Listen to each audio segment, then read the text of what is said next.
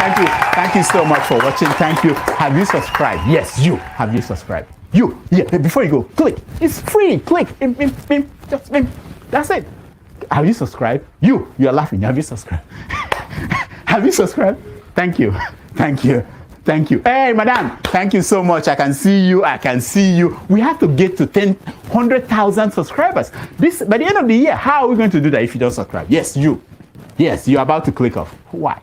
Have you subscribed? It's free. If you don't, ask your son, ask your daughter how to. Just one click. Thank you. Thank you. I see you. Aha. Thank you very much. Thank you very much. I'll see you tomorrow.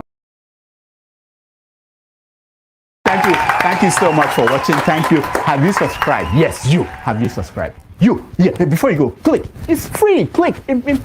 Just that's it. Have you subscribed? You're laughing. Have you subscribed? Have you subscribed? Thank you. Thank you. Thank you. Hey, madam, thank you so much. I can see you. I can see you. We have to get to 100,000 subscribers. This by the end of the year. How are we going to do that if you don't subscribe? Yes, you. Yes, you're about to click off. Why? Have you subscribed? It's free. If you don't, ask your son, ask your daughter how to. Just one click. Thank you. Thank you. I see you. Aha. Thank you very much. Thank you very much. I'll see you tomorrow.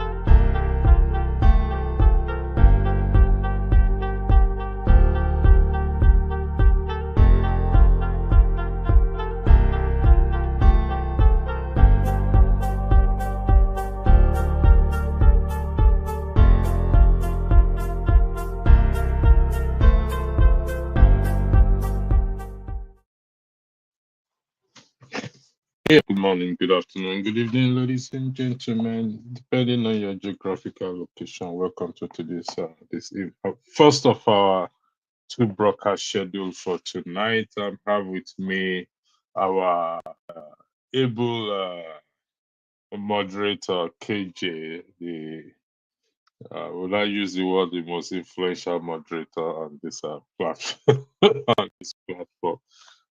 This is our first broadcast for tonight. The second, this is timed. It's a maximum of 2 hours before we go to our second broadcast, which was scheduled to start at 10:15, but may start earlier before then. So, a lot has happened this week. In the world and in Nigeria as well too. But tonight we are focusing on the topic how true religion is Nigerian problem. A lot of people have alluded to that, and today we're here to clear to put the facts on ground. So there's a ground rule here in respect to tonight's broadcast. And the ground rule is this. Just one ground rule here. Ground is when presenting your argument, those on the comment section and those who may want to join in the platform later to put a question to KJ, who happens to be the guest. When presenting the argument, kindly state for the record if it's an opinion or fact. In fact, this must be supported with what? With evidence. Myself and KJ were trying. We're coming up with some other broadcasts. One of the star event will be July 5th. Don't miss that broadcast or program July 5th. There is also a video. One of us, she doesn't feature regularly, gave us a voiceover program on the video as well, too, which is still in production, and we'll play. Hopefully, she's also going to join us here on July the 5th at 10 p.m. All things being equal. So we'll present the fact. So KJ, without wasting time in respect to what we're about to discuss, let me put this to you first. Is it true that religion is Nigeria's problem?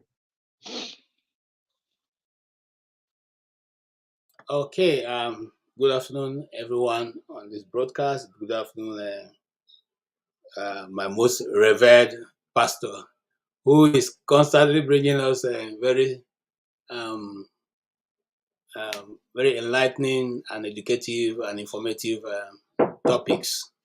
And yeah, the question is quite big, and I don't know how to go about that. But this is what I would say: it's a very sensitive, complex question to answer. Is it really true that religion is the problem of Nigeria? My own personal view would be that it's not. That's my own, that would be my own side of coming from the argument.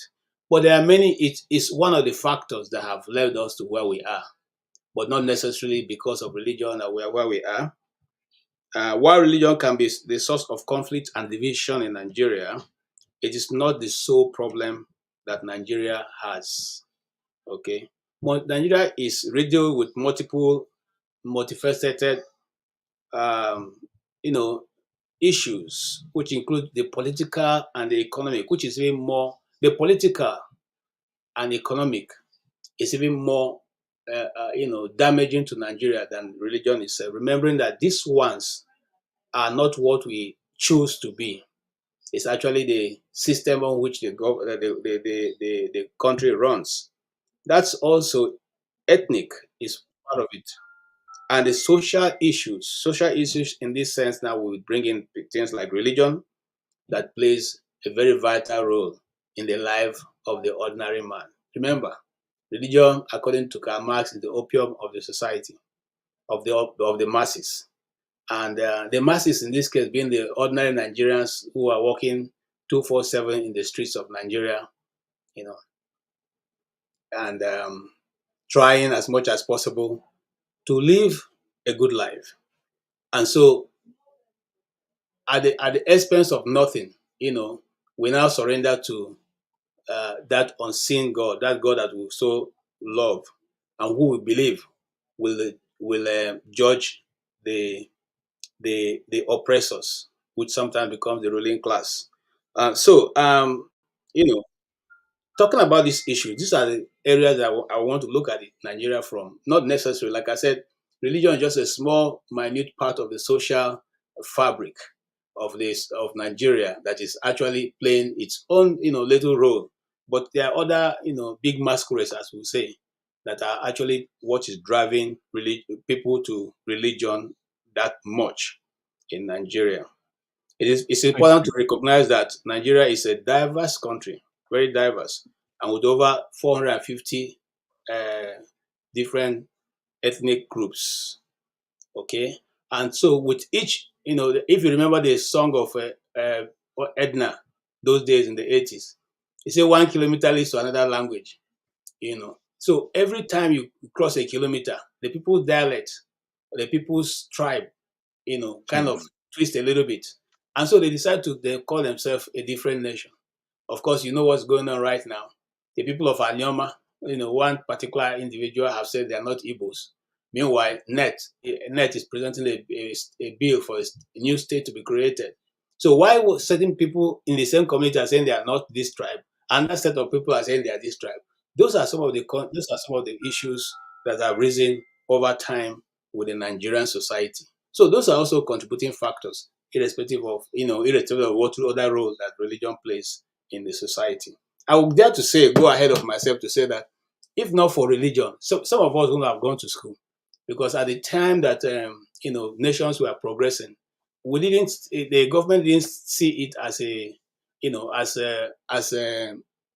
pressing issue to establish schools. So most of the schools that we went to, early schools, were that of religious institutions, be they Islam, be they Christians, be they any other.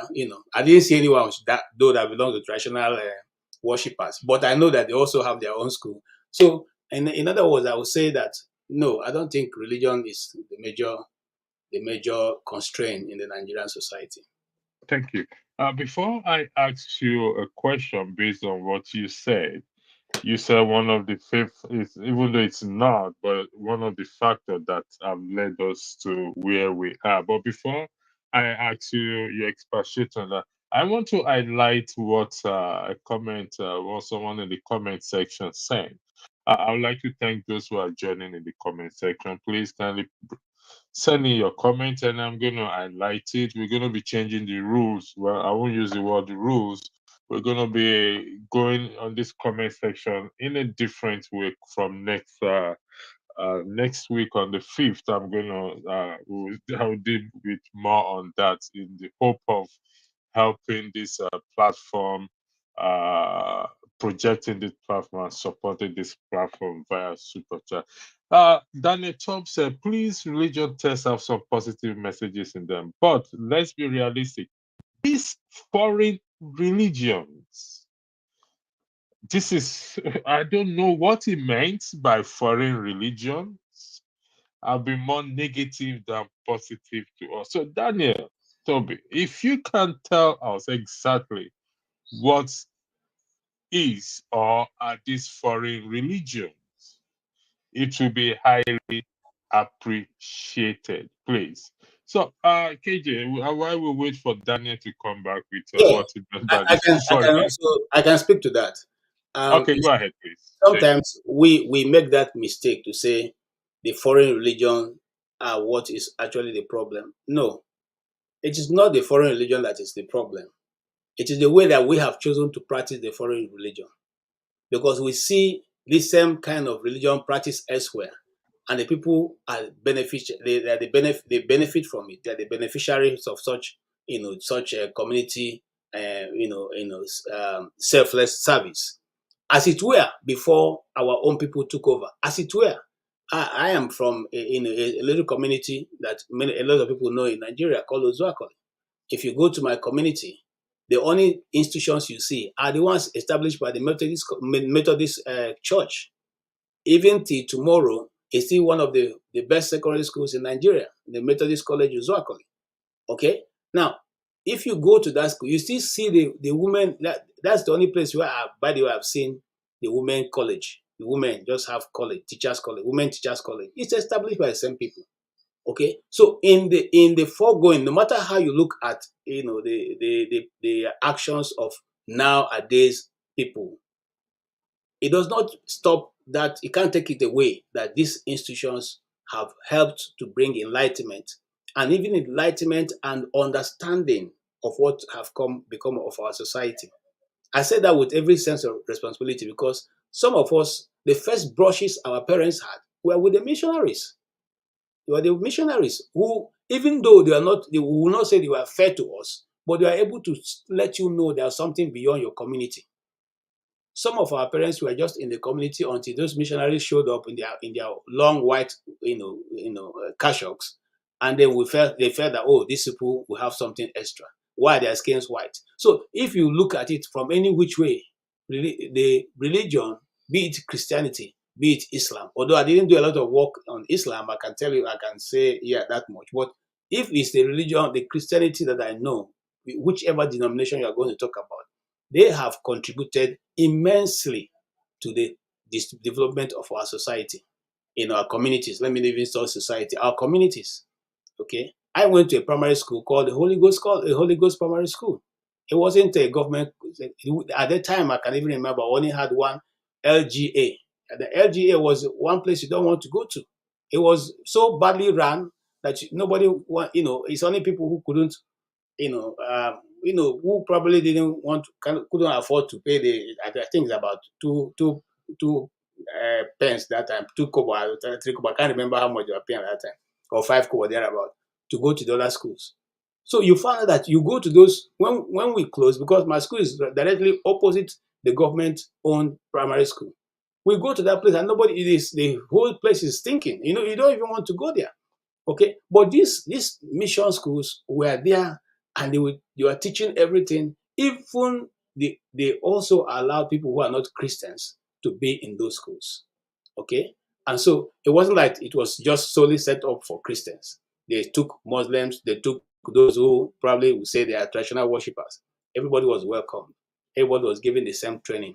So I think if anybody discusses with an open mind, you probably see that they have done quite a bit of work. You know, Uh, KJ, they say these religions, this foreign religion. Do me a favor, please. Can you list them, please? I can I mean, list for the benefit of the viewer, what are these religions, please? the foreign Can you religion? list them? Yes. Oh, you see, forefather, say forefather, Andrew. Andrew. yes, Pastor Andrew, I cannot really be able to list all of those things. You know why I And said that? just list few. I'm going Okay, let me somewhere. just list Just few list because few. you see, Yeah. even right now, all kinds of things have become religion. Okay, even football has Okay. become religion. But in the ones we are talking about are the Christian religion, the Islamic religion, the Buddhists, the Hindus, the Olumba, and all those other Okay. ones. They are all So religion. Yes, okay. So the claim is that they are foreign. If they are foreign, yes. that's the claim. If they are foreign, how are they foreign, and what religion were we practicing as such? We now come to that conclusion that these religions are Great. foreign. I'm not one of those who say the Christian religion is a foreign religion. But what I would say is that the Bible was given to us when the missionaries came in. But many of our ancestry had a form of practice which was almost the same thing with what was introduced to us. And I want to likely to say that even the one we call foreign religion, Israel wasn't until some centuries ago. Israel was part of Africa. Okay, because if Egypt is Africa, then Israel should be also Africa. But let's leave that. That's a discussion for another day. Okay, so we cannot say that if you go to Ethiopia, you still have the Orthodox Christian religion, which is also one of the foremost religions that started, or that was started, and they are still maintaining their orthodoxness even to tomorrow. The Pope of Rome still recognizes them as a major force, which is the religion practice in Ethiopia. And so, if Ethiopia has that kind of well-grounded, well laid out with the Bible and descriptions of what happened in those days, then there's something that to tell us that this is not, as we say, foreign. It's not really foreign to us. Most of our tribes moved down from from the north, to towards the direction where we are occupying right now, largely because of the desert and all that. Okay, I don't have those facts in my fingertip right now, but I would have quoted them. But I know that if you studied the movement of, what do you call it now? The movement, tribes and movement of nation, different things, you'll find out that a lot of people living in West Africa right now didn't just started, we were not there some centuries ago. We moved for a particular reason and we are where we are today. So if you ask me, I will not say Christianity is a foreign religion. But just like centuries change and everything changes in centuries. I was telling somebody the other day, say when we were doing physics in secondary school those days, they told us that they said that a wave, waving, anything that is wave in waveform is dangerous to the human body. But today we have microwaves in our houses and we wave our food with it. Today we have phones, earphones and hand phones and all that. The earbuds, they all have waves. Has nobody ever what changed in science? How come now the waves are no longer dangerous, but they are now something we can live by? We can actually have all the waves in our house, and nobody is feeling anything about it. So I like to say, this is my personal opinion, that science itself cannot tell us truly that these things, what they are telling us is the final answer, as they say, but final bus stop in Nigeria. So I would also like to say that even the Christianity, the way it is practiced now, our forefathers used to practice it, but it was not called Christianity. The Igbos have what they call Chineke. Chineke is God the Creator. They have a So sorry for interjecting you. So that means Christianity is not a foreign religion. Yes, sir. It It's is not not. good. I'd like the record to reflect that. If you take a look at what is on the screen, let me first of all highlight what Daniel TB said. Daniel TB top said that even Shakespeare has positive text like the religious book. So I'm going to highlight this back again. We must apply the same principle and grammatical rules to the Bible and exercise common sense and reason with it as with other books such as Shakespeare, Macbeth, whatever book it is. Exercising this common sense is the organ of senses as the eyes, ears, nose, tongue, palate, nervous system, and do you agree with this, please? Uh, you know, you know, the person is, you don't start to dive, you don't start to look for the beginning of a river from the middle of it. You look for the source. So, I want to address this particular one that's on the set, and I'm doing this as a layman. I'm not, I don't have any form of degree in, religious studies. But let us go from the one here just written. If we need to exercise, what he has said in the reason, the way he has put it, the eyes, the nose, the senses, and all that. Well, let us go to the beginning now. How did they come about? Somebody must have been responsible for them putting them together. If that organ is so special that you can trust its a judgment by reasoning through it. So, what was the reason? Who was able to put it together to the point it came to become something we can now lay on to rely? You see, I like science, but at the same time, sometimes we put too much emphasis on those things because people are quick to tell you this is how the Bible started, this is who put it together. But they're not also quick to tell you that even the science they're relying on just started some few years ago. Just not too long ago that science became what it is today. And even they becoming what it is today, not that it has not failed us, it has failed us many times and it's still failing us. Okay, because what you were told yesterday, today becomes something else. And they always find a way to justify it, why it is changing. But they've not been able to puncture this same scripture we have been reading for many years now. It has continuously remained the one of the best-selling books, number one author seller in the world for centuries. They have people, let me say something. The morality we preach today cannot be traced to anywhere apart from that which is taken from the Bible. If not, tell me what's the moral standard if you don't believe in God, if you think that Christianity is fallacy. Well, then on what moral justification do you put your argument? Okay? So if you go to court, there's a reason why you're going to court. You're going to court because there's a constitution that states that these how things are supposed to be done, and so somebody has flouted it. If you now argue on the point that these things are not, it's just somebody's creation, then on what basis do we now declare that this is good, this is bad? You see, sometimes we don't give these things a great thought.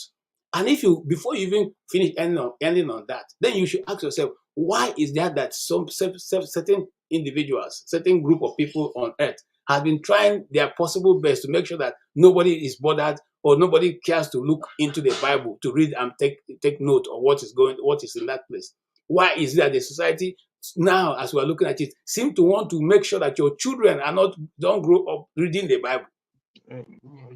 KJ, I Yes, sir. think you don't. You let me. I think you.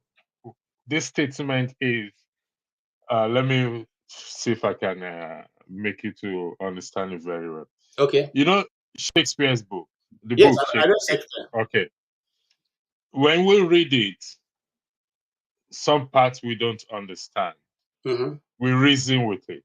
We Mm-hmm. try to find the meaning of it. Mm-hmm. What does Shakespeare mean when he said, "Oh, et tu brute"? I Mm-hmm. think that's a French word. He said, Yeah, "Not you. yeah. Oh, you too, You too. brute. Are you among those You too, Brutus." I beg your pardon.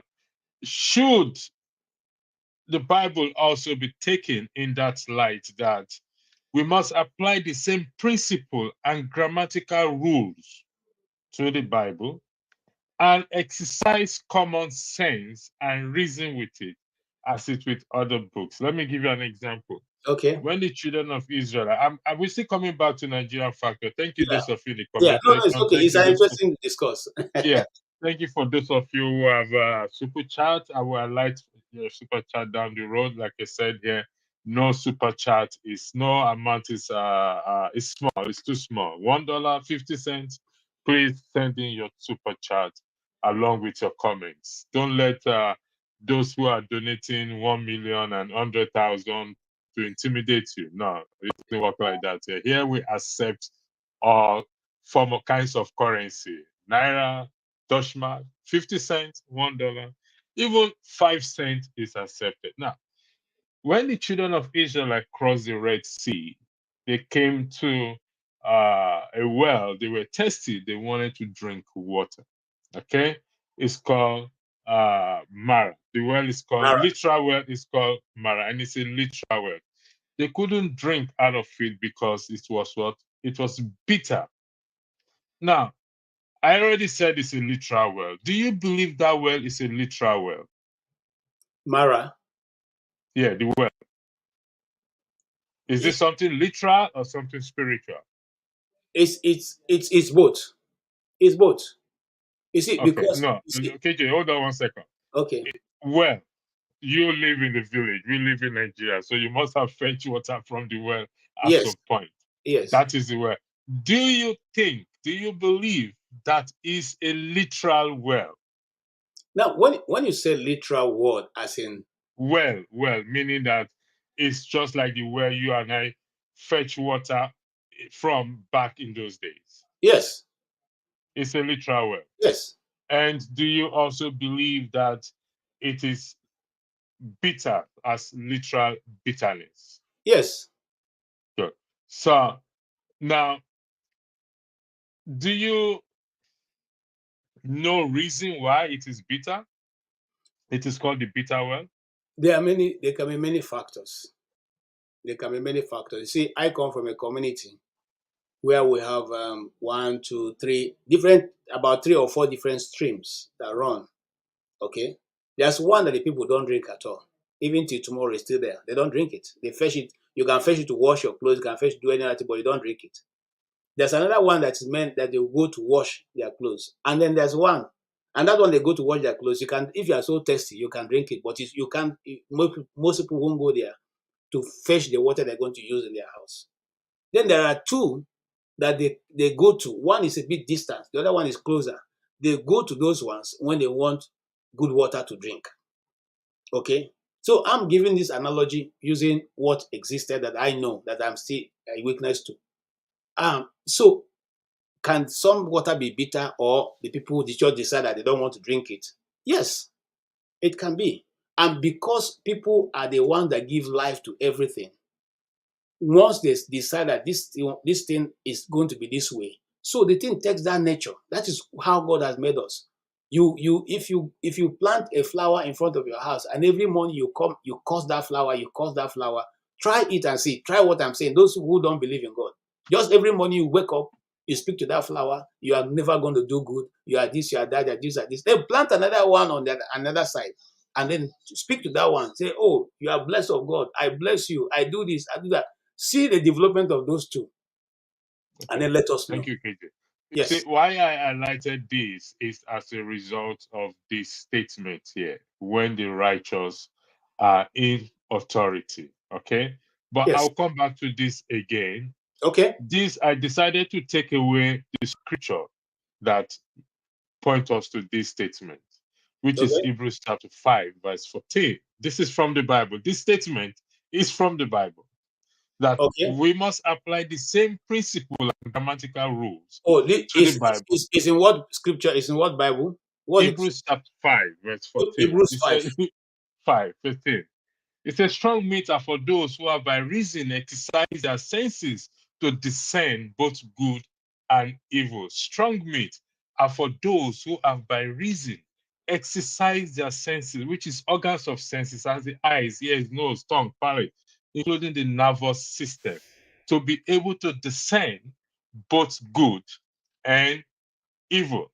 So we must apply the same principle and grammatical rules to the Bible for us to understand it very well. Did you see that there? Hebrews 5:15, 5:14. 14, Yes, please. 14, not 15. Okay. Not 15. Hebrews 5:14.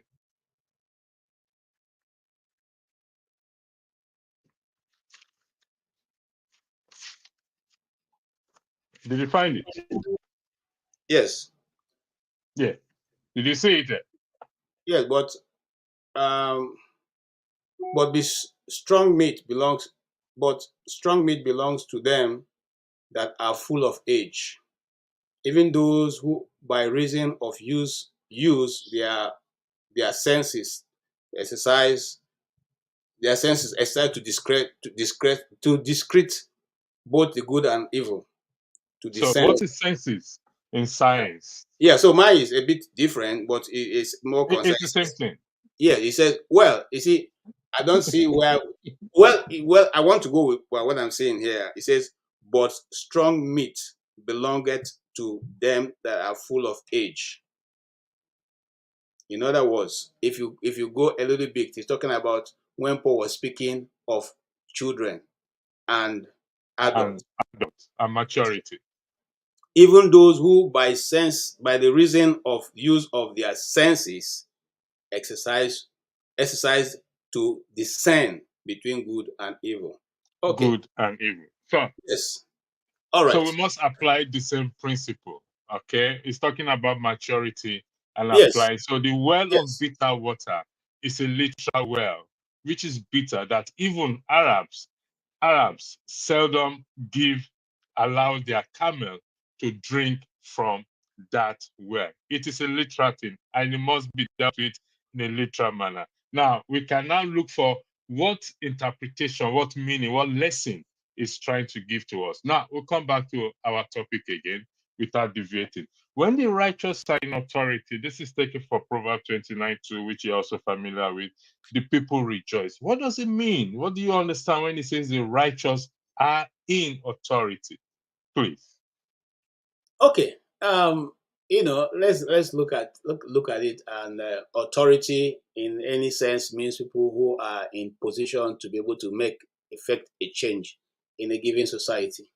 So that means that it's addressing those who are in position of authority. But let's just dive back a little bit to when Christianity first began and the people were meeting together and every one of them had no need. It was said that people like Barnabas, they were so good in being able to divide whatever is given that nobody had a complaint.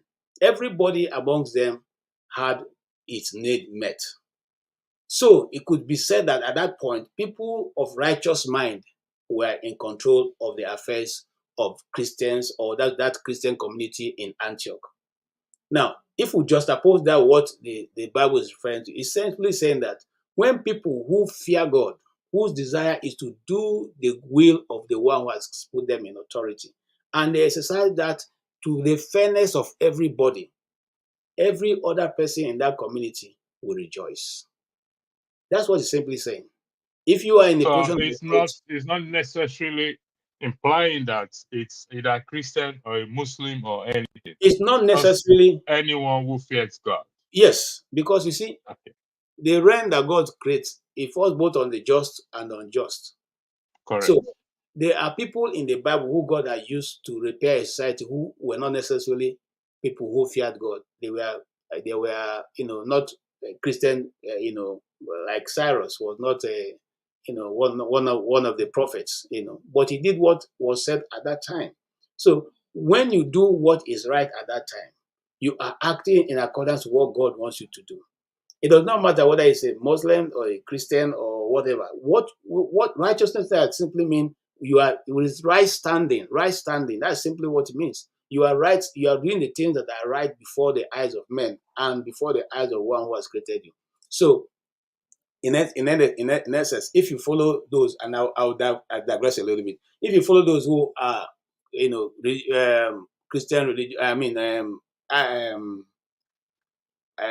African religious practice, they tell you that before you do, they will even tell you that, look, for them to be able to do something, you need to clarify to be sure that the land on which you are standing agrees with what you are doing. In other words, they also understand that there's a reason to be righteous, in whatever you are doing to be able to get a righteous result or to be able to get the desired result. So when people who have given themselves to service to humanity, when they do the things when they are fair to everyone, people they are superintending over get to be happy. They are rejoice because they are in authority. Nobody lacks anything because everybody's need is met at the right time. Thank you. I just highlighted this. I said I will come back to you again. There's some few questions I will ask you. Thank you again for joining. For those of you in the comment section, thank you.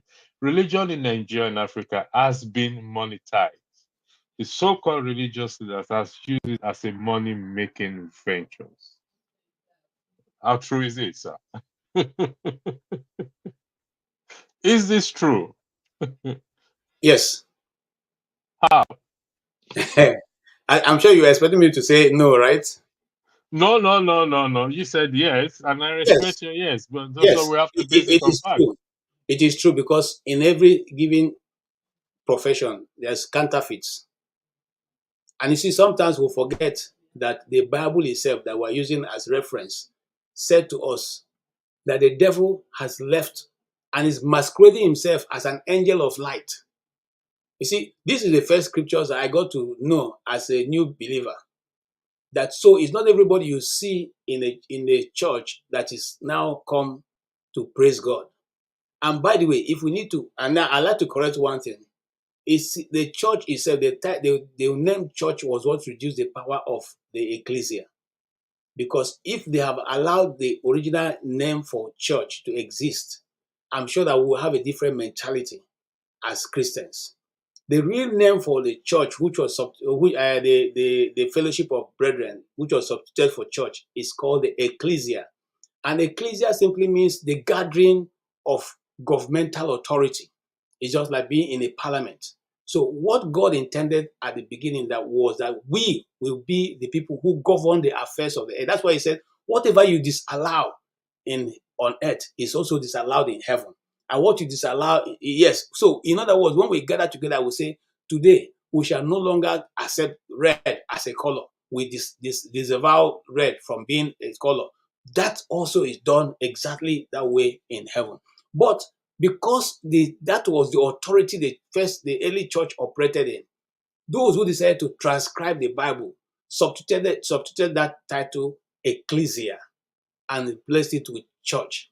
So now every Sunday we carry our Bibles and we go to church because we believe that we're going to the place of worship, not the place of decreeing, not the place of making laws, because the ecclesia is a place of making laws for the governance of the earth. So that was substituted. That's a big, substitute that really cost the church a lot. But I thank God that He's restoring some of these things right now, and so people are coming to that consciousness. All right. Is it so? Consequently, what I'm trying to say, so that people are not don't get me wrong.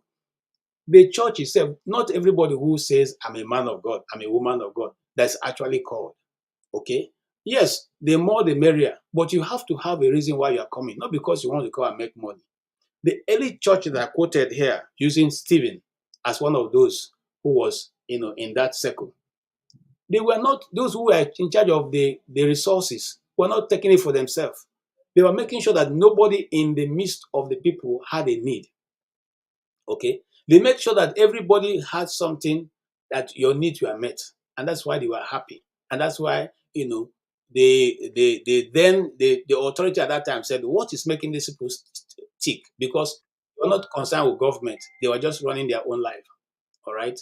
So, if that be the case, it means that yes, there are people today who are parading themselves and they are not really called of God. And the idea, just like Jesus talked about the wolves in sheep clothing, they come in as a wolf, they come as a sheep, but indeed they are wolves. And before you know it, they are devouring everybody under their care. So that does not only apply to leaders of the church. It also applies to members, because sometimes you see some young men, young women going to church and look for vulnerable members and defraud them. Those are still the same. It shouldn't surprise anybody. The church, the ecclesia should be like a hospital. It's a hospital where sick people come. They are looking for help. They are looking for healing. They are looking for all kinds of stuff. So we should also have our mind open, so that not once you see KJ call you a sister, you believe, say, I've come down from heaven. No, I didn't come from heaven. I've been operating on earth. I've mixed up with people, and I probably have so much also I'm dealing with that are not right. That's what I would say there. Thank you very much, AJ. I'm going to highlight something I came across today, still on the subject of when the righteous. I'm going to highlight this back again. Sorry, we are down. When the righteous are in authority, people rejoice. Now, I got this. This is exactly what we are talking about. Here is it from the Minister of Aviation, Festus Keyamo.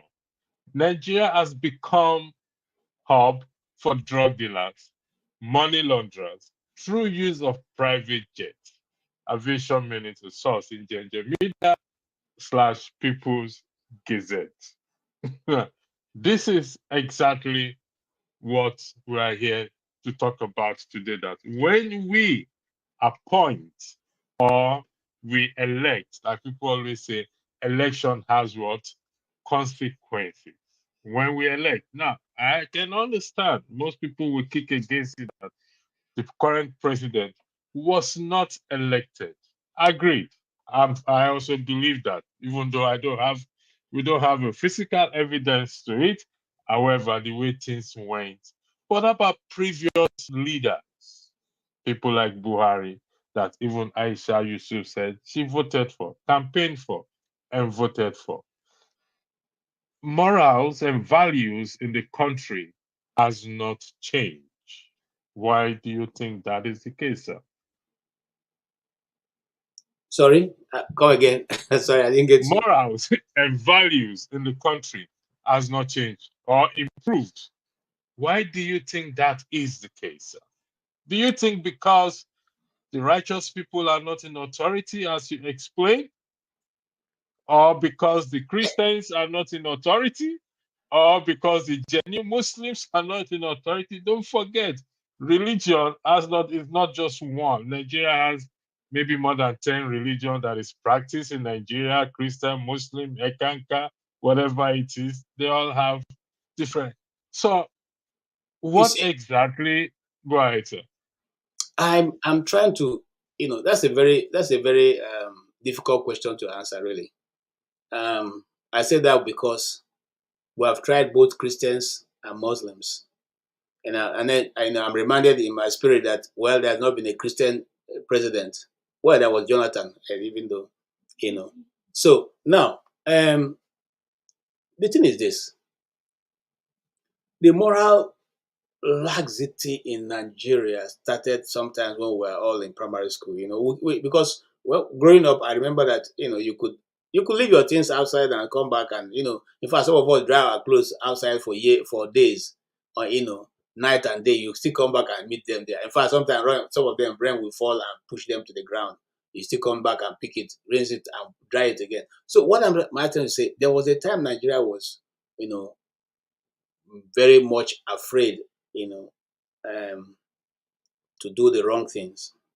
But those days are gone, because you know why? It started with the politicians. Okay, they ruined our society, morally and otherwise.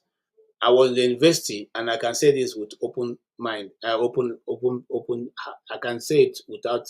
I was in the university when the Senate, and I mean the Senate boss will send their coastal boss to come and carry the girls, in the hostel, in the girls' female hostel, to go for their parties and all the arrangement. The Senate, okay?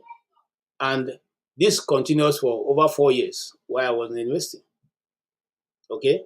Every time that there's something happening in Transcorp Hilton, that time it was Hilton Hotel, you will see the Senate boss. Some of them, sometimes they come 2, 3, load all the university girls. Who are these men's daughters? Who are these men's daughters? That is where we started seeing. No, so the people started seeing that, oh, we can actually make money without having to do a lot of work.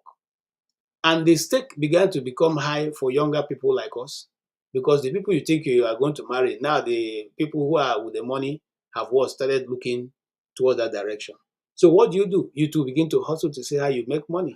Okay? So sorry for interjecting. Are you Okay. saying these people are not well brought up by their parents, these girls?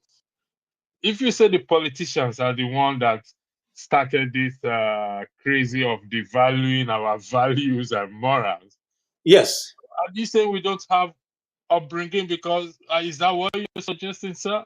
How do you destroy a society? How do you destroy a society? You destroy a But society. I'm coming. So I'm answering a question. okay, go ahead, sir. Yes, you destroy a people. For instance, if you want to destroy a man, you make him feel useless. You make him think that whatever he's doing is inconsequential. You make him feel that he's a nobody. I mean, who are you? Okay. You make him treat him like you treat your dog. And after a man, the man himself will lose value for himself and begin to think that, well, I'm no good. So first and foremost, the politicians, when they took over, in I think during the Shagari time, that was when all this nonsense started, people no longer had value because you find out that parents could not even be able to handle their children any longer. I mean, provide food, okay? And then subsequently, it started climbing a bit. It started moving up a bit.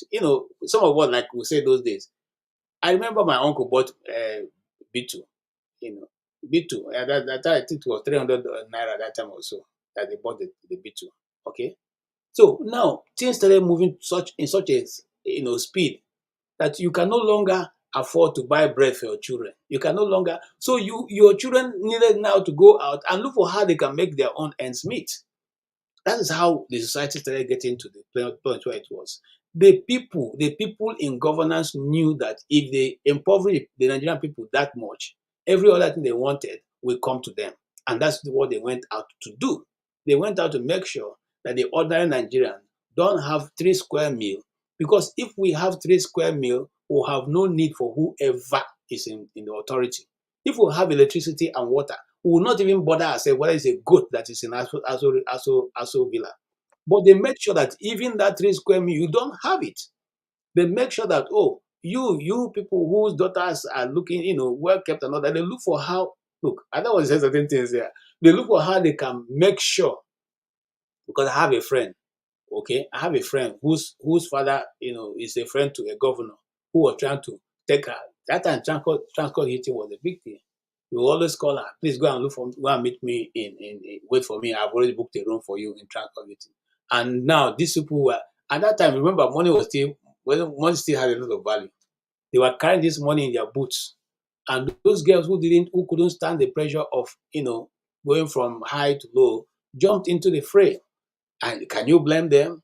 If your senator comes to look for you and say, I've come all the way from Abuja to look for you, and we have a party. Come. I mean, it's just going to be, and you're going to get, that time it was like they were giving them like 5,000, 10,000, naira. Most of them went. That's the truth. So the society began to degenerate from that point. All right. The society began to degenerate when young men could no longer find work. All right. The society began to degenerate when you could only be employed by whom you know. Okay. Society began to take a downward spiral fall, free for all. Okay. That is how the people are destroyed. You first of all take away their means of livelihood. You make sure they don't have, money to take care of their family. You make sure that, amenities are not provided. After you do that, the people are really, they're willing to do anything for you just to make sure that their families eat. That's But, how. but KJ, you live in the Western world where there's electricity and where there is majority of people are able to have 3 square meal a day, and they're still able to hold their leaders accountable. That did not change their reasoning or their thinking or their speaking out. So why should that change us to say, if we have, what do you think if we have constant electricity, being able to have 3 square meal a day, have jobs, and uh, we will not hold our leaders accountable? I don't understand. Could you explain that? Clarify your position on that, please. The people abroad, they are not holding their leaders accountable. They have. We have. There's electricity. It's because, okay, now, but you see, you can't compare apples and oranges. Now, people abroad know that the power belongs to them, so they can pull the plug anytime. The people in Africa see the people in authority as their demigods. I was reading the account, of Lord Lugard and why he said to introduce the indirect rule. The indirect rule simply means that you have fewer people to control. So all you need to do is please the chiefs and tell the chiefs what you want, and they go about telling their people, their subjects, what they want them to do. And because in that society, the chiefs are regarded as demigods. So once the chief says this is what is needed to be done, it is done outrightly. So Lord Lugard didn't need to worry himself to get the things done. The chiefs carry out his bidding, and he's sitting and enjoying himself when everything will be brought to him. Whereas in the other side, okay, and I asked, I was doing the research. I said, what did Lugard think about the Igbo people? And you need to you need to read what it talk, thinks about the Igbo people. Okay, so in the other side, you find out that he's, in fact, what the right word he used, it simply means a headless people. That because he couldn't pinpoint one person he could approach and say, I want this done. Because the Igbos didn't have any such thing. The Igbos believe that God, the creator, is their head, and so they cannot put anybody, in that position. But because of that, because of misunderstanding, he believed, and that's why the thing, some people tell and say Igbos don't have king. No, Igbos have king.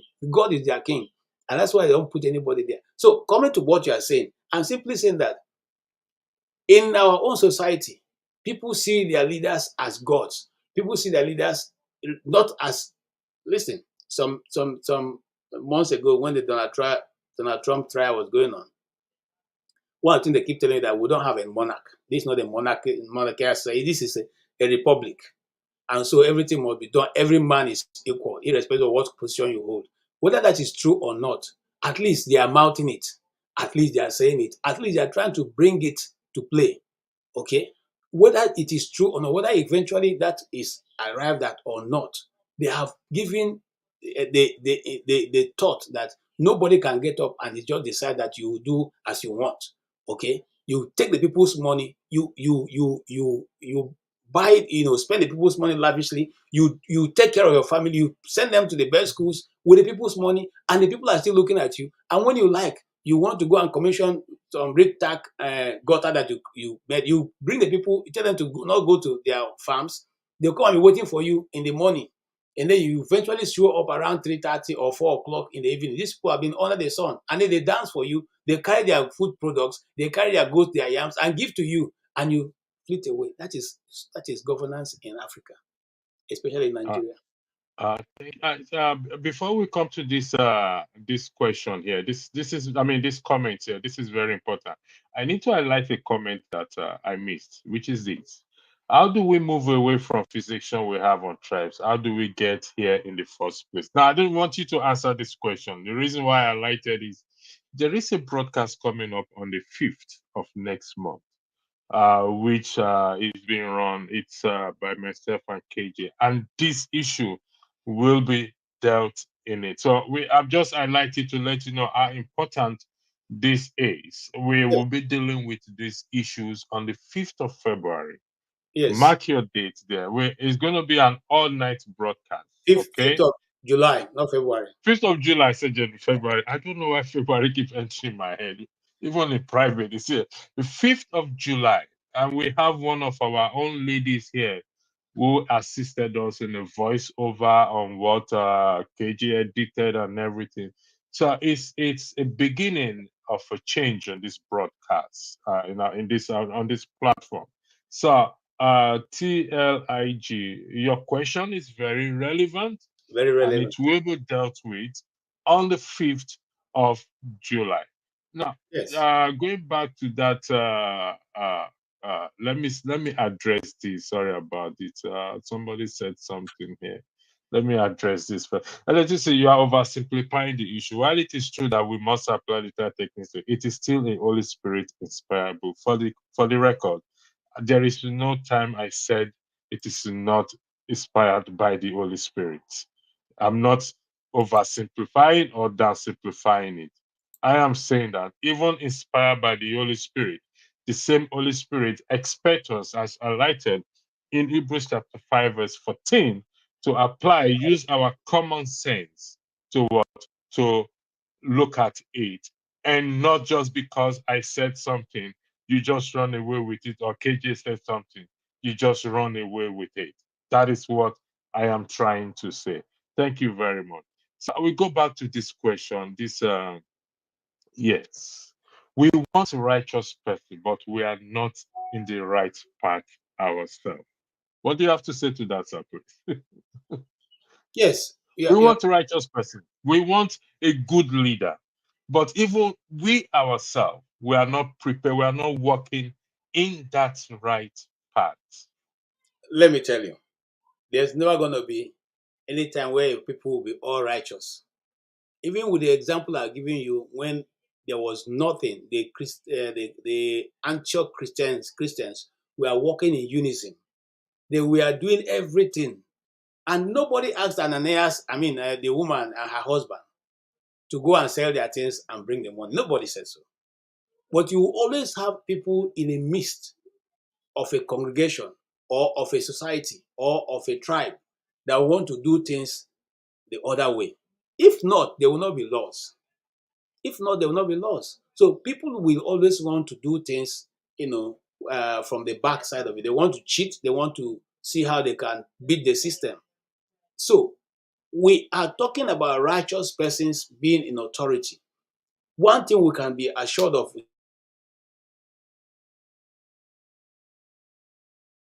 authority or Okay. leadership. Okay. Yeah, back. Many more people align themselves with that positive force and bring about a desired positive change or a wave of change that can reduce the number of things that are not done properly. That's I would say. It is not going to be any time, because the Bible says that Christ is coming back for a church without spots or wrinkles. Right now, the church has spots; it has wrinkles. Okay, we are still operating in denominations. Okay, we still have people who just some few years, 1 year ago, said that the church could not deal with COVID-19. Okay, there is certain pastors who even told us to our face that this one is beyond the blood of Jesus. All right, these are some people who have been called, who have seen things that. So can you now see what we're talking about? So we just need, and I'll end with this. When Abraham went to God to speak to God on not destroying Nineveh, Sodom and Gomorrah, he asked, and God said, even if I see just five righteous people, I will spare the city. So what God is looking for every time is just the few five, maybe the 7,000 in the cave of Abdullah to make a change. Maybe the one person, maybe the two, maybe the three. The question is, in a society like ours, is it possible to say there's no such persons? There may be. No, no, there are definitely. Mhm. There are good people. Just somebody like you, somebody like Dr. Rudolph, somebody like Blackstones, everybody. We have good people. How do we reach these good people? Welcome, Blackstone. Before you say anything, we will take a short break just to encourage those of us who have not subscribed to please subscribe, and also to like and share this video. Thank you very much. Thank you. Thank you so much for watching. Thank you. Have you subscribed? Yes, you. Have you subscribed? You. Yeah. Before you go, click. It's free. Click. Just that's it. Have you subscribed? You are laughing. Have you subscribed? Have you subscribed? Thank you. Thank you. Thank you. Hey, madam. Thank you so much. I can see you. I can see you. We have to get to 100,000 subscribers. This by the end of the year. How are we going to do that if you don't subscribe? Yes, you. Yes, you're about to click off. Why? Have you subscribed? It's free. If you don't, ask your son, ask your daughter how to. Just one click. Thank you. Thank you. I see you. Aha. Thank you very much. Thank you very much. I'll see you tomorrow. Yeah, welcome back to the show. For those of you who have super chat, talk by let me say this for the ladies out there. God willing, all things being equal, Talk by O will be featuring on this platform. We are focusing on having getting ladies more involved on this platform. So she is working in back room or background, trying to bring up a program for the ladies because the politics seems to be too heated for the ladies, and some of them just can't stand the argument and the debate of KJ and Blackstone to Niger and everybody yelling and screaming at each other. So we'll be having a ladies section coming soon. So Tokwe, thanks for the super chat. Also, Blackstone, you are here on the platform. Thank you also for the super chat. And like I said, we accept any amount. Don't worry about it. Don't let the people like Blackstone intimidate you with their $10. If 50 cents, $1, it's also acceptable on this platform. Now, Blackstone, thanks for joining. And I'm going to highlight a comment I want you to weigh in on. Where is it again? Let's come back to this live show here. Sorry about this. Come on, where are down. Apologies for that. Blackstone, welcome. The floor is yours while you are here. You've been following I can see your comment. You've been following. So before I light, I'll give the floor. I'll yield the floor to you. Thank you. Thank you, Pastor, and good day, everybody. Good evening or good day, depending your location. Thank you for bringing up this topic. I know that this is a very complex topic. It's not an easy thing, right? And it involves many things, right?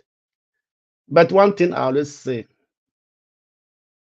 any change, either good or bad, is being perpetrated by the people.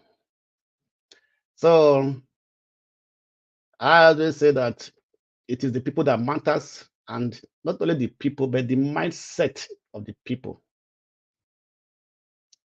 That is what I think is the bottom line of everything in life, the mindset, right?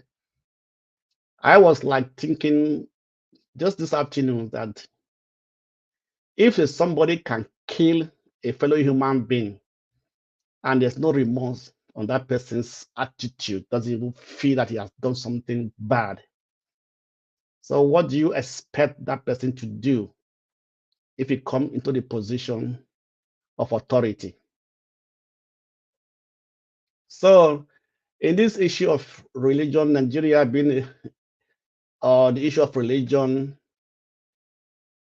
it is very difficult, it is complex for us to understand. And for us to really understand it in a very simple way, we have to go back to the mindset of the people.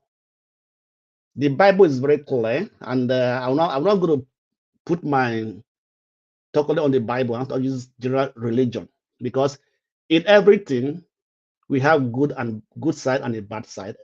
I always say that there's no single thing on earth that doesn't have two sides. If you know anyone, tell me. There's no single thing that exists in this world that doesn't have two sides. Right? Where there's light, also there's darkness. So, like what Jesus Christ said, choose who you will follow, choose who you will serve. Right? So, everything we are doing today, that comes from our own belief, what we think is right for us. Right? But when it comes to religion, it goes above what we think is right, but it's about what is right for the people, not only for me, but for the general people, the general populace. Sometimes let's also go back to our traditional belief, right? Those days, you hardly hear that people use human for sacrifice, so on and so forth. They were at least somehow a custodian of the tradition, try to hold on to the tradition and things like that. But these days, it's no more like that. Right? So how do we get there? And what I see that actually led to this thing in every religion, both the Christian, in fact, all sorts of religion, the popular ones, Christianity, Islam, traditional religion, all boils down to money and power. I want to be recognized, right? So this is the problem. So the issue then is that how can we fight? How can we then change this attitude of the people right from the top, because it is the leader that perpetuate these things. We know church leaders who are super rich. We know Muslim leaders who are also super rich. We know church leaders who use human sacrifice to source for power in order for their church to grow big and so on and so forth. You know, we see all these things, right? So at the end of the day, so whatever we are doing is having effect on our society, on our people, on the people who are in power, because they all come from the society. So as I say that a country is a reflection of its people. So I think that the best thing that we have to go back and try to re-examine ourselves. Query yourself. Go back to the in your inner self and query yourself. Everybody know what is good. Everybody know what is bad. Nobody can say, I don't know what is good, I don't know what is bad. Everybody know light, everybody know darkness. So we have to go back to that beginning. Doesn't matter who you believe in. I believe every religion try to preach peace, love, forgiveness, right? So, but once all these things are being adulterated, then the issue of what is right becomes a question. So my submission is that we need a re-engineering of our mindset. We have to rethink how we think, how we approach things. What is our belief? What do we believe? What do we bring? Do we value other people as we value ourselves? Does our society matters to us? Does what we want to become tomorrow matters to us? Or do we just want to go do anything we like in order to get to where we want to be? So some people are saying religion. If you go, even the people say the religion come from foreigners, but those foreigners have used it to improve themselves. I've used it in a way that they are prospering, they are doing well, they are doing good. Even there are some other evil things going on and everything, but the good is superseding the evil. But in our society, in Nigeria, evil is superseding the good. So if the few good ones can be able to come and stand firm and say, we want to fight this evil with the power of the Holy Spirit, with God on our side, we can overcome. God does not need multitude to do anything. God just needs few dedicated people, trustworthy people can trust in Him, and God can work with them and change things. This we have seen in history. People have done it in the past. And today I was listening to the news. I was seeing a video today that when the Catholic Reverend Fathers in Kenya were in support of the people, of the citizens demonstrating. They had a news conference that they were the first people that stood against the so-called the bill to increase taxes and everything. They made a statement. What are our churches doing? What are our pastors doing? Thank you for that, Blackstone. This particular aspect will be covered in our second broadcast. We have another broadcast after this one. So hold that thought of Kenya for the next broadcast. This should be over. It's scheduled to finish at 10 o'clock or before 10, and the next one will start at 10:15. That is also very important.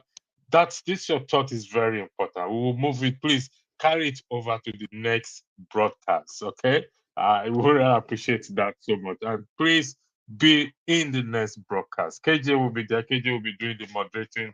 Myself and KJ will be the moderator as well too. But it will be the staff moderator. I'll be in the back room handling things. Welcome, Ferrari. Backstory is from what he said. What came to my mind is Bob Marley's song that says, "Emancipate yourself from mental slavery." None but ourselves can free our own mind. Also, Michael Jackson said, be the man in the mirror. If we want to change, be the change. Is that the path that we have to follow to get that change that we need in Nigeria based on the topic that we are discussing now? Thank you. The floor is yours. Yeah, good evening, everybody on the panel. Electricity KJ, and I can't see his last name. I've forgotten. Yeah, good evening. Um, to be fair to we Nigerians, the issue of religion and politics have always been interwoven since the beginning of creation, from the days of Pharaoh to the movement of Moses through the Red Sea, up to the rise of the Roman Empire, to the rise of Christianity in itself, then to the rise of Islam in the Middle East, and up to the rise of the British Empire, and now the Nigerian situation. Man, God, and politics are interwoven. The history of the white man's religion or the foreign religion is embedded in politics. They're both interwoven in a way. So, how does that affect our own country? Let us start from the beginning. Even from the days of Moses, religion has been used as a political tool for the exodus of the people from the land of Pharaoh. And God has a purpose for that. Even when God himself parted the Red Sea before the Israelites saw the mightiness of God, but yet they demanded another God. Despite seeing the mightiness of their God that parted the sea for them, they wanted a new God in their own image, carved in the image of a calf, which is why they couldn't wait when Moses went up the mountain to get the rules that they would live by. They have to carve their own God. This God that Moses brings to us taking too long. Let us carve our own God. Our God should be God of enjoyment, of gold. Let's put our gold together and carve this golden calf.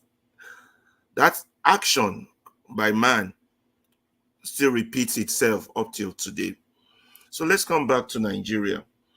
When I was growing up, I believe religion I was a Christian, a Catholic.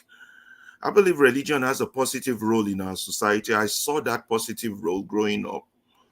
The churches were firm, right? The people believed, they were good to their neighbors. The level of evil was as not as predominant as it is today.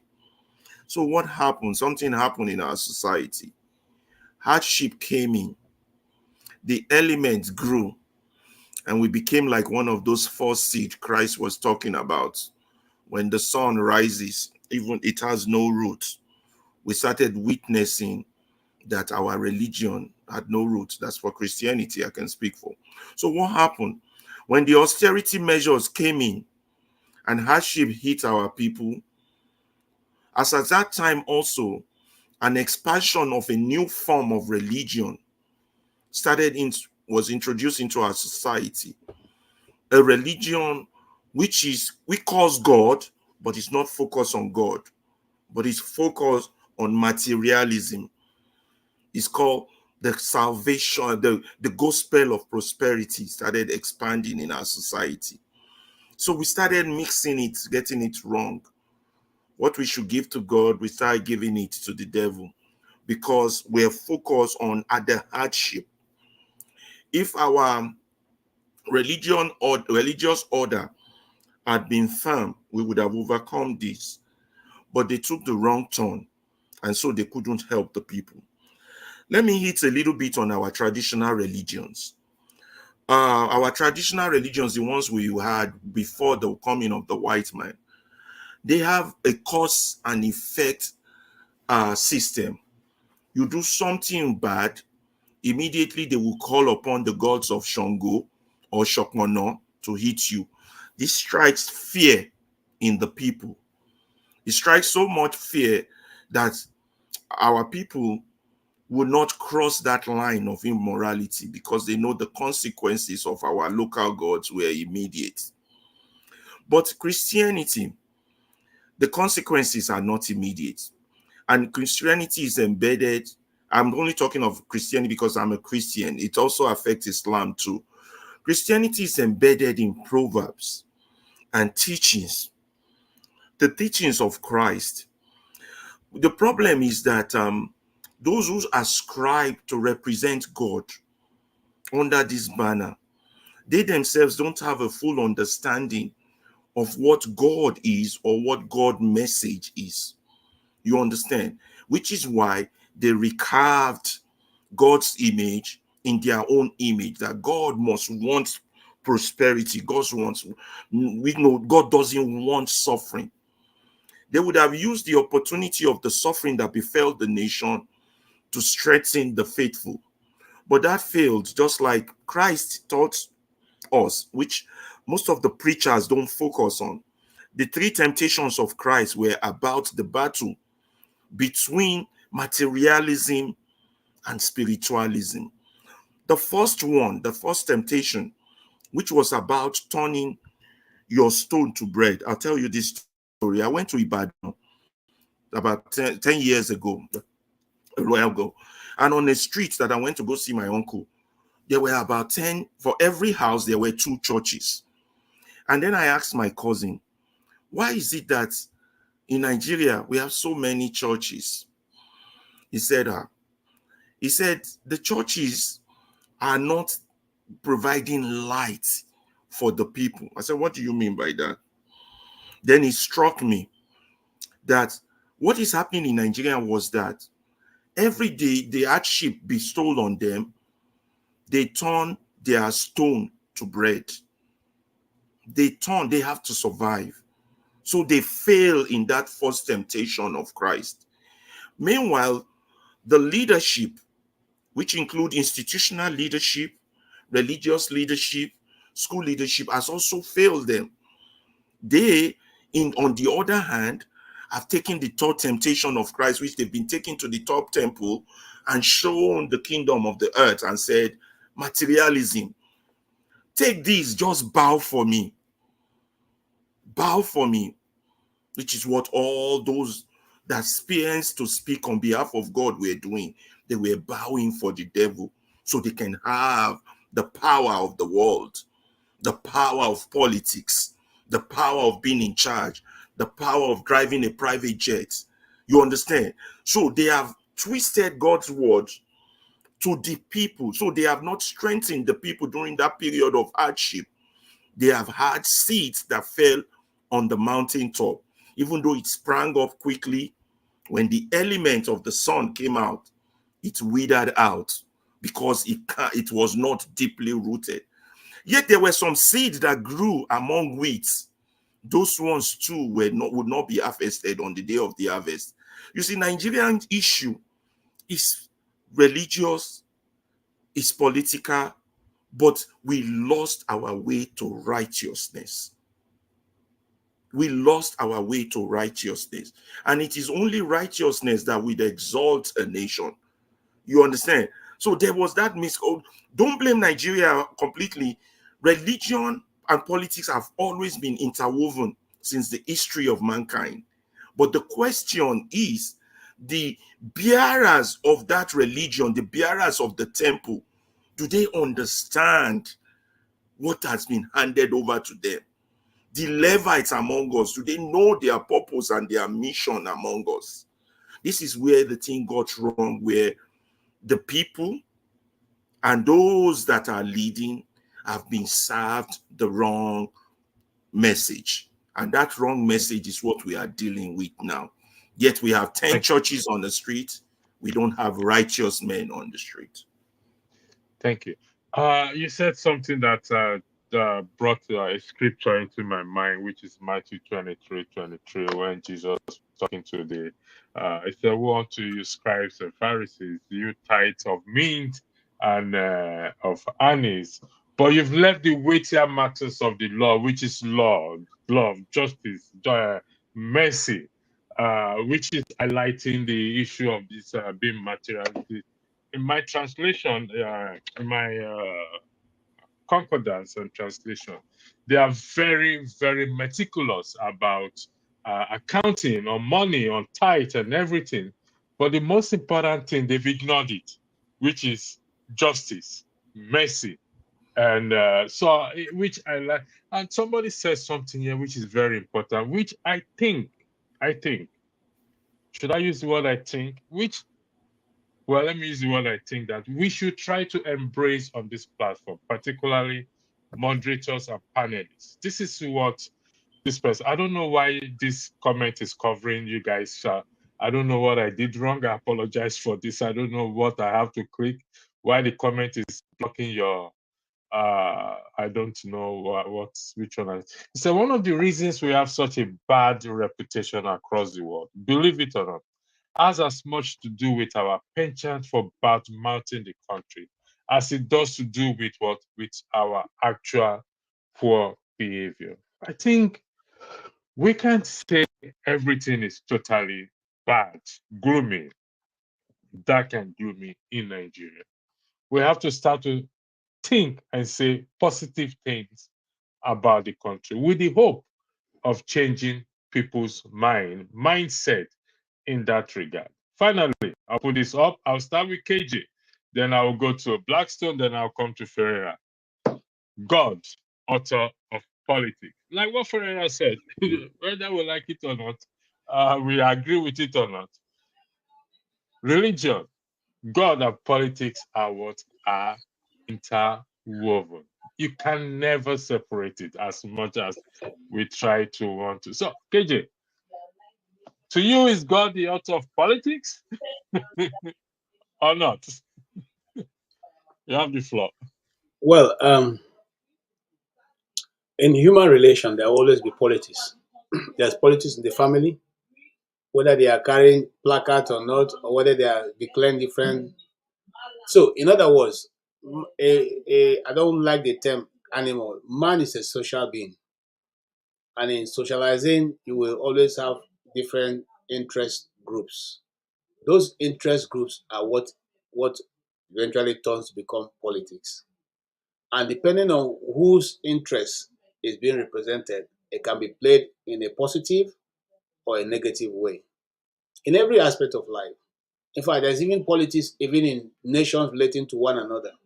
And that's why some go ahead to oppress others and do certain things because the other ones are not able to respond. So, but for us, bringing it back to your question, God obviously is not, there are many things that God authored that people have bastardized, because if you see the sermon in the Beatitude, Matthew 5, okay, Matthew 8, sorry. Even after the Matthew 8 being the attitude of Christ, people who were there, not everybody went away and said to behave like what Christ has said. So he has laid down the ground rule for relating with one another, with people relating. But do we follow it? We don't. Now, even in our communities, for me, like I said, I come from an Igbo community, and if every Igbo community lays down ground rules on how to relate to people, do they follow it or no? Because if we follow those things, there will be peace. Remember, the purpose of politics of all this is being done is for good governance, for everyone to have his own say and have your way, and that the governance should be, people should be able to relate freely. But it's not what is done. So yes, God is not the author of confusion, and consequently cannot be the author of things that are not working well in a society. It is the human elements that are involved that decide to play these things the way it suits them. For instance, God didn't tell the chief judge of Nigeria to say that Tinubu won election. He didn't tell him that. The guy deserved he wasn't. He has a mouth. He could have said, "Look, even if he didn't want to say, he doesn't want to declare Tinubu, he could have just said these things are not complete. Let them go and do another one."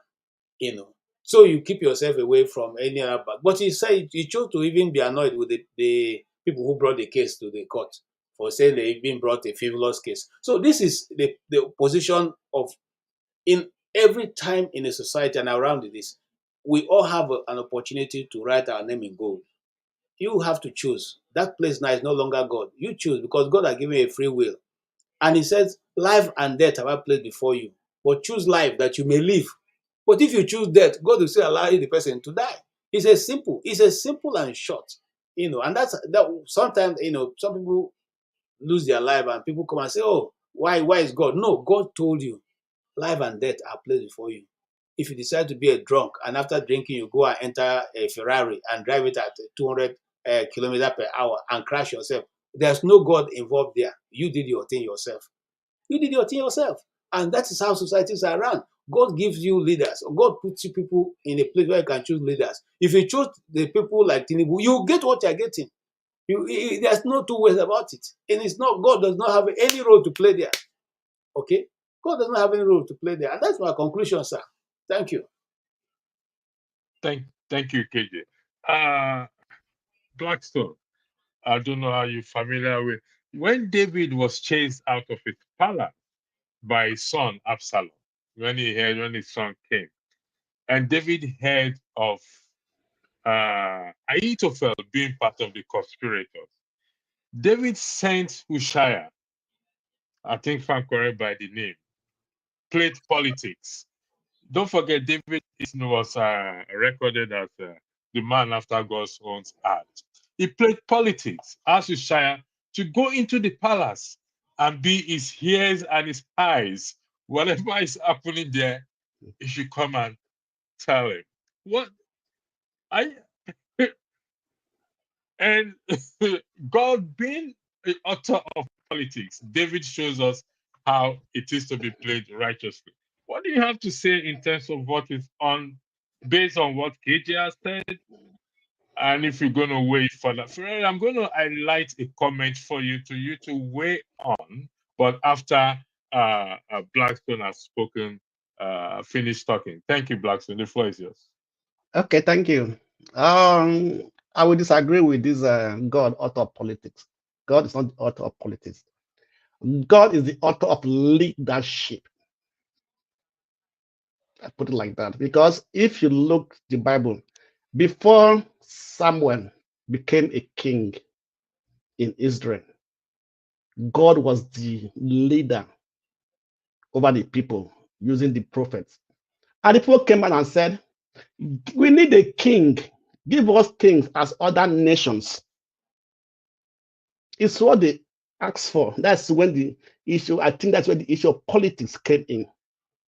Right? So what they asked for is what God gave to them. From there, politics started. Right? I always say one thing. I said, if God loves you so much that you are so righteous, so inclined with God, in line with God, aligned with God, whatever you ask God, good or bad, and you insist, God will allow it to be, will give it to you because you asked for it. Example is Abraham and Ishmael, right? So God gave the Israelites what they want, a king. That's when politics came in, started. But before then, God was their leader, appointing a person to speak to that person and speak to the people. Right? So that's where politics started. And where there are a group of people, many people reaching a decision, right? Politics, at least there's an element of betrayers. The person will betray you. A friend is your friend. Also, it's also your enemy. What they call an enemy inside the house. It's your good friend, also your worst enemy. So when God began to deal with the people, he left them to be to take decisions, right? If you ask for a directive, God will give direction, right? But I know most of the time they were not asking God for that direction. You see how Samuel failed. Instead of waiting for the prophet, right, to come and tell him what to do, he went and did what he wants to do because he could not exercise patience. So this is what politics is. So instead of us inquiring from the actual source, we are taking decision on our own, right? Just like Nigeria today are taking decision from IMF, other foreign organizations, right? Putting pressure on the government on what they want the government to do. But instead of us asking for a direction, right? God, what should we do? Give us a direction, give us a word, direct us, right? I believe that if you ask, you get an answer. The Bible said is that if you ask, you will receive. If you seek, you will find. It's not only physical things or material things, right? That word, I believe that is spiritual word, that when you ask God for decisions, for direction, He will answer you and give it to you. The Bible says, if you knock, it will be opened unto you. So there's a direct connection that we have to have with God in every decision we are taking, even the countries. Right? One thing I love about most American pastors that not the African pastors in America. Let me differentiate them. The American pastors, they always put their nation first in whatever they are doing, whatever they are preaching. It's always their nation. But in Nigeria, politics in the street, politics in the church, politics at home, in everything. And above all, most of these politics are based on lies. The truth has no meaning anymore in Nigeria. Even within the church, within the organizations, from every source of informations, there are too many lies. Like I always say, a father will lie to his wife, a man will lie, a husband will lie to his wife, the wife will lie to his husband, the wife will lie to his daughter, to his children, but so on and so forth. So from the top to the bottom, it's all based on lies. So when you remove God from the society, from your place, then you allow the devil to occupy that place. Like we say that something do not. I said how they put it, that something do not vacuum do not allow a vacuum, right? So wherever there's a space, there's a vacuum, it must be filled. It must be filled with something, and that's something that we feel it may not be what you want, but you allow that vacuum to exist, and it will be filled up. So in society today in Nigeria, so that's what it has been. So once you remove God from the society, from the people and everything, the devil now takes over. And we know there's a spiritual fight everywhere. Thank you. Blackstone, you stated that politics, I'll come to you, Ferreira. You will weigh in on what Blackstone said. You said politics started from where the people asked for a king. Is that a fact or opinion? Is that your fact or opinion? That is how I understand that Bible, because that's my opinion. Because if you look from there, God was partially being removed from the decision making for the people, right? From somewhere, Israel began to change. But from prior to that, they were being ruled by judges who attend to their daily dispute. Prophets. So they were ruled by prophets. Yeah. Is that not part of politics by addressing issues? I'm not going to part of politics. I said, God is a leadership. Look at what is on the screen there. Politics meaning especially the debate or conflict among individuals or parties or hoping to achieve power. Prior to that, to the time the children of Israel asked for king, do you not see that reflecting in them? Yeah, yes. Okay. Before then, God used prophets, right? When God speaks to the prophet, first pass this message to the people. It's not a matter of discussion. It's not a matter of discussion. They don't discuss with the prophets. So when the prophets hear from God, the prophet now passes it to God. Like Moses. Like Moses as an example. They were not having the discussion. They have not table discussion and everything. Moses always go to God to inquire of God. And God always give you an instruction. So God, as a leader, was not using Moses as a representative, as my leader in that way to lead the people to where he want to take them to. Okay. For electricity, I just The floor is yours. Go yeah, ahead, I just want to correct Blackstone. While I will not question his theological interpretation, I will not do that. I would like to correct him on the way he described politics. I want to let him know that politics started with God and the devil. If you go back into your scripture, politics started with the battle for power between God and the devil, and it has continued with mankind all the way down the line. So that's your interpretation. I prefer you to state it as an opinion, not a fact. Yeah, he did say it's an opinion when I Okay. asked him. He said it's in his own opinion, and the record reflects. No, excuse me, Ferrara is also of your opinion because I don't see where in the Bible where God was playing politics with the devil. But Yeah, the don't see devil that. was in tussle of power with God, wasn't he? no, can I It say is- something? Ferrari, that's what most of us Christians say. Uh, there's no tussle between God and the devil.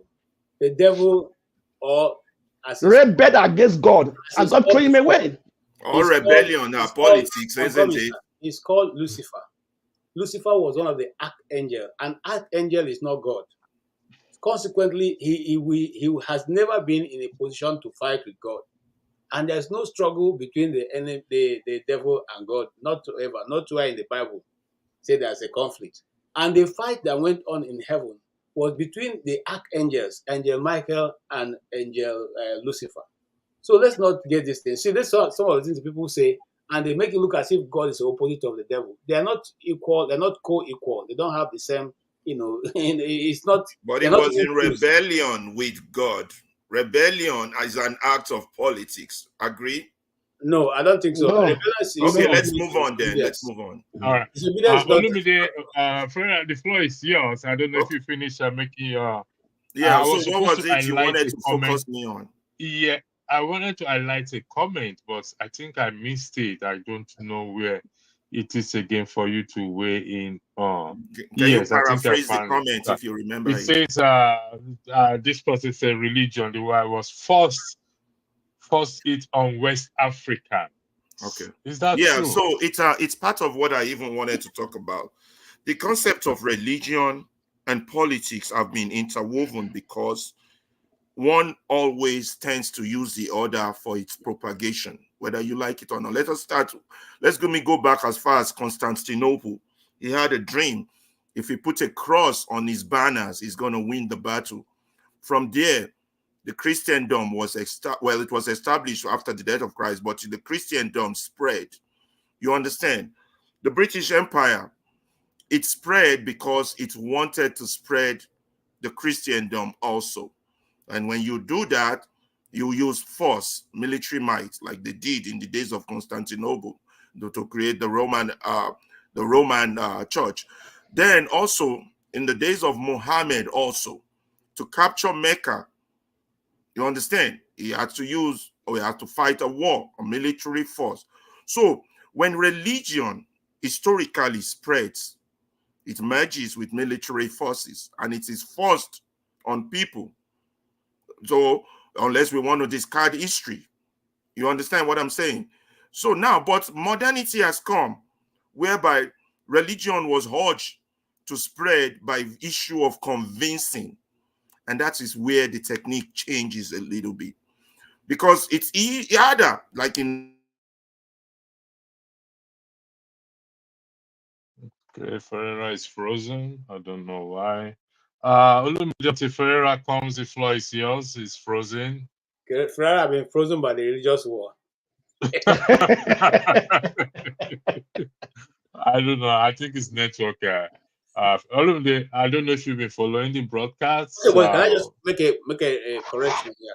Go ahead. Constantine is the one that says that, you see, Constantine came with a story that he saw the cross under the, in fact, that's how he changed his name. Okay, because he said he saw the Jesus is the son of of the son. Okay, because he saw the cross under the sun. Well, see, all these are manipulation they used in the early Christians to manipulate them. We know the truth. So let him not go there. Let him just deal with this issue, because taking it that extent, we will not be able to round up before the time runs out. I know. Okay. Only with All the right. time. Thank you. Sure, Olumide, the sure. floor is yours. Good day, everybody.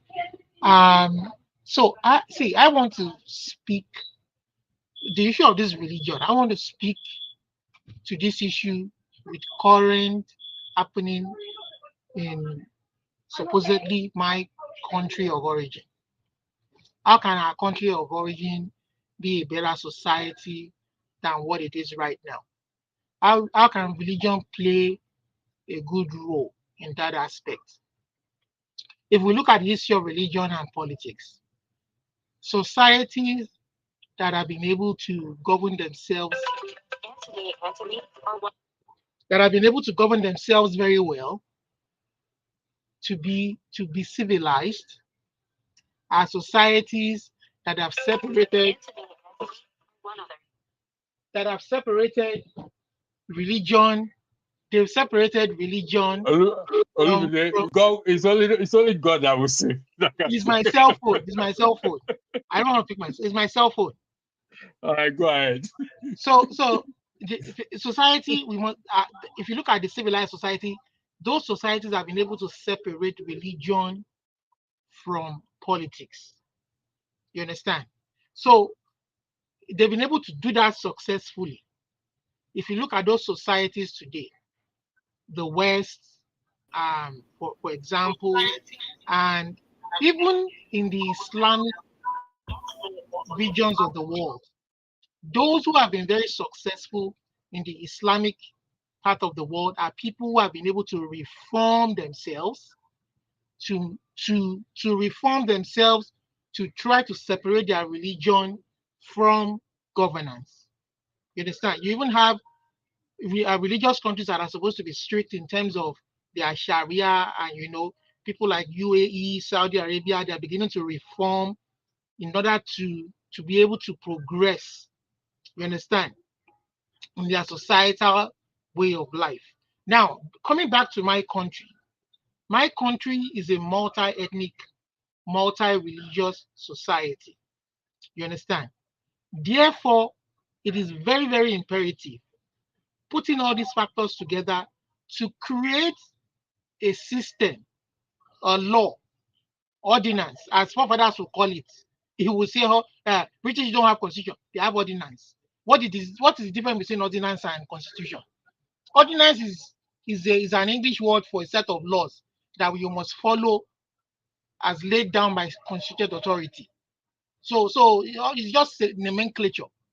So we must follow a certain law. But I think what has appeared in our society is the fact that there's a lot of confusion and a lot of mix up in our society, where some parts of the country have said, you know what, our religion is very sacrosanct and it is superior to the law of the land. And it becomes difficult to enforce the law of the land in that part of the country.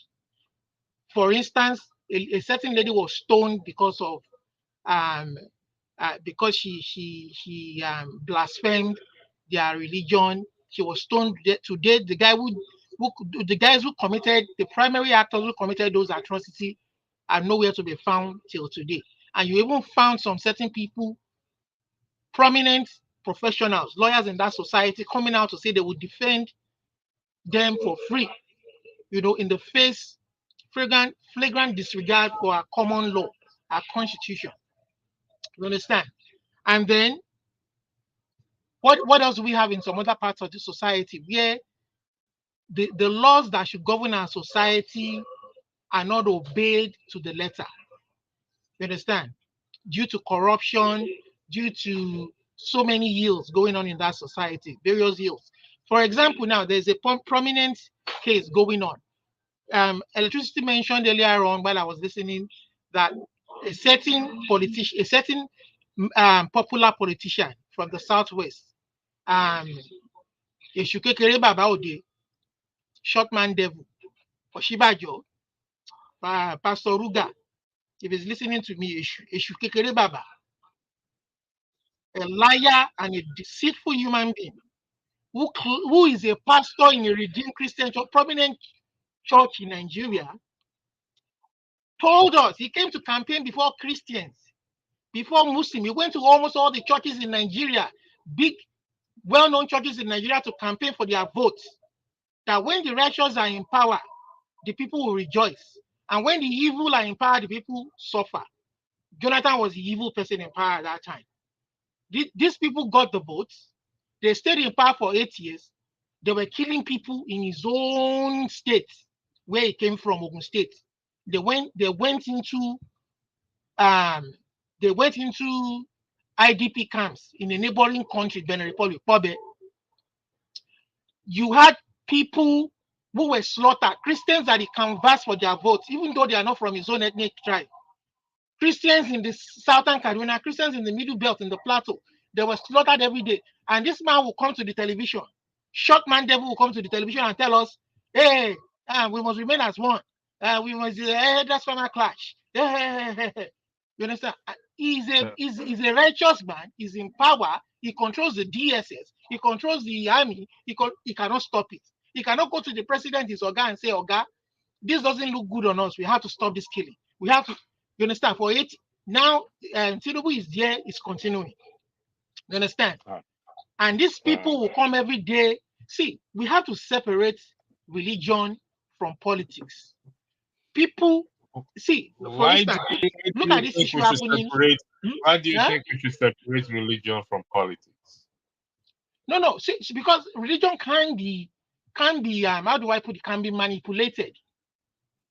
You understand? Like Oshibajo did, they manipulated religion to get to power. And when they got there, they couldn't do the actual politicking that they needed to do. Politicking is to better the lives of your people so that they are happy. So, like he said, when the righteous get to power, the people rejoice. Because that politicking, you use it to the benefit of the people.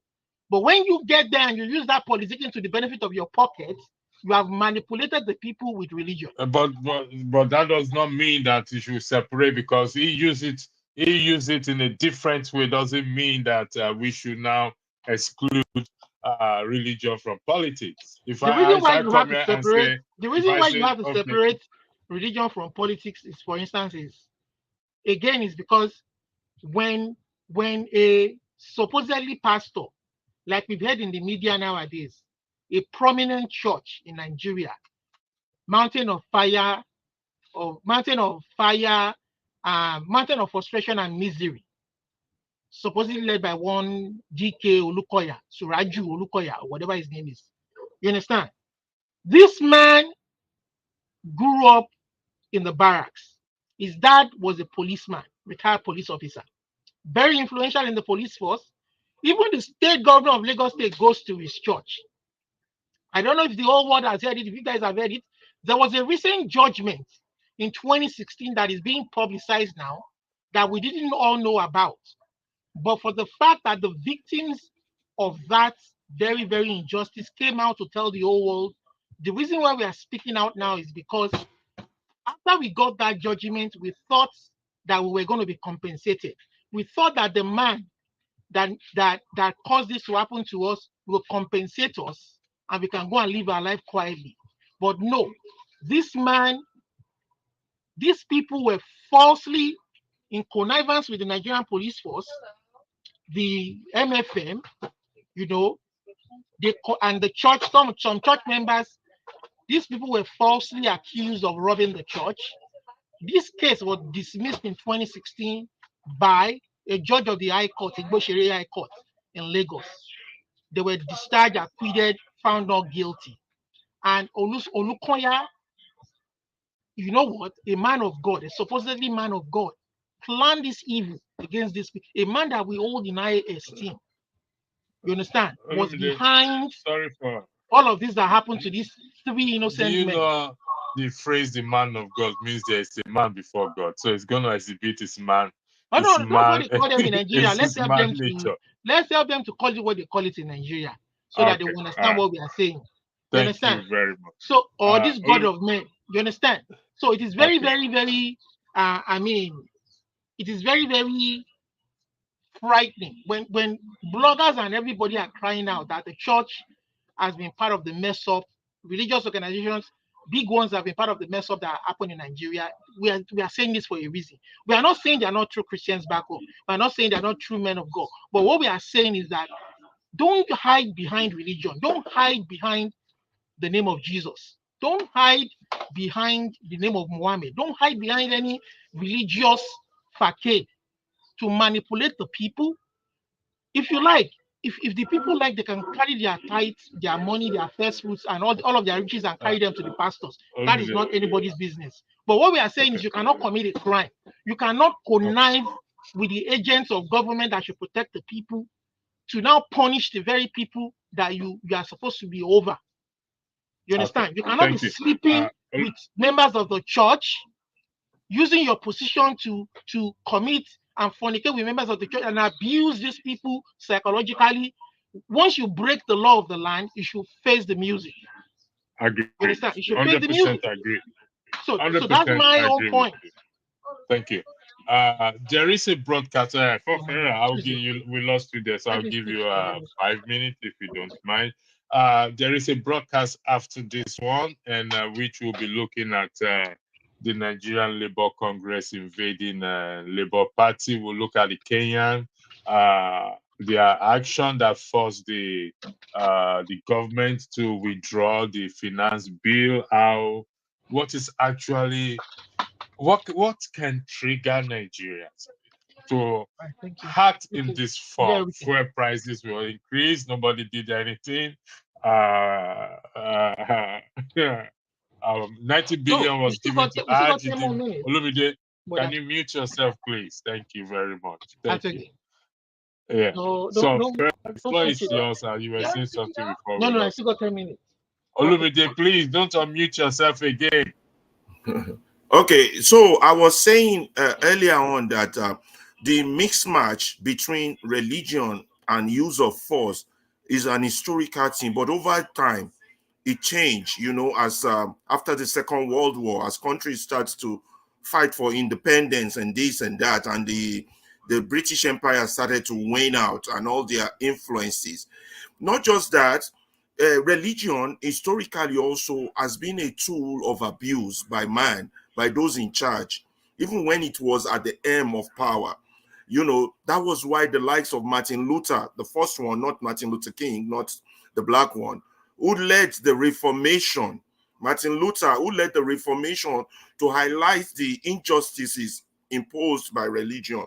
Okay, let's fast forward now to this modern day, whereby you no longer can use force to impose religion. People see it as inhuman or a violation of civil rights. So you have to use conviction. You have to preach your gospel. So man now devise a way to masquerade true religion with falsehood, which is why they brought in the issue of prosperity, the issue of this, the issue of that. So religion now never had its pure form anymore, particularly from the 70s, 60s, 80s, and the 90s.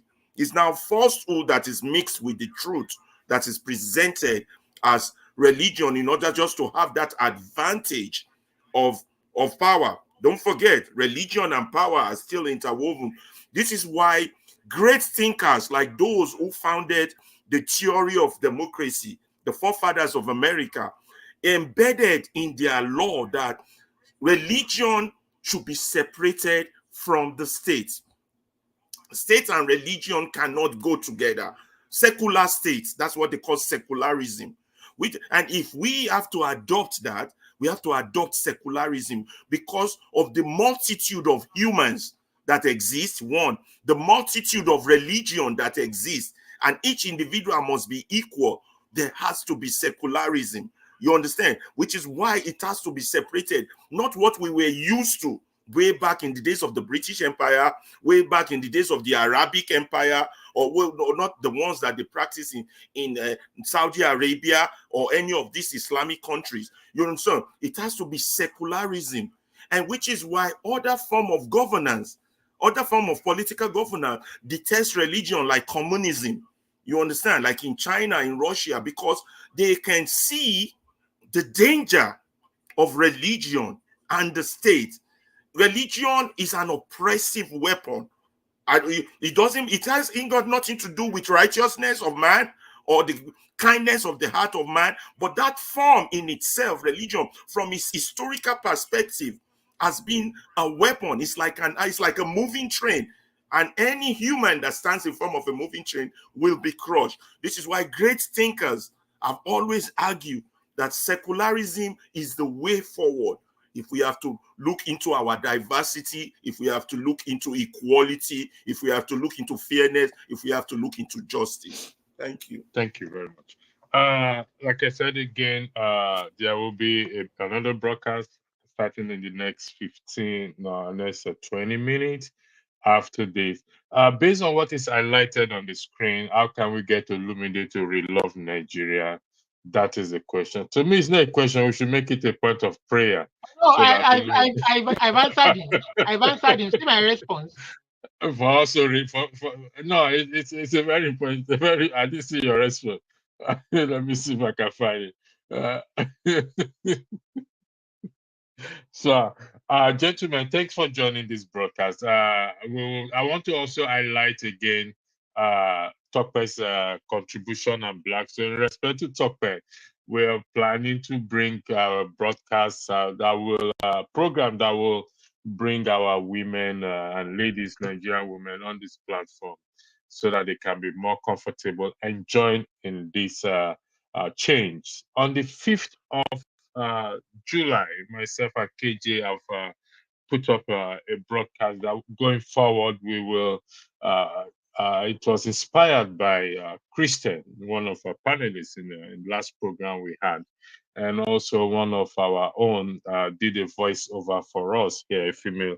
One of our did a voiceover. Hopefully, the production will be ready by next week Friday. But the broadcast will go ahead with or without the other production being put in place. So again, thank you for joining, and I will see you again in the next 15 to 20 minutes. Have a lovely time and break then. Thank you very much.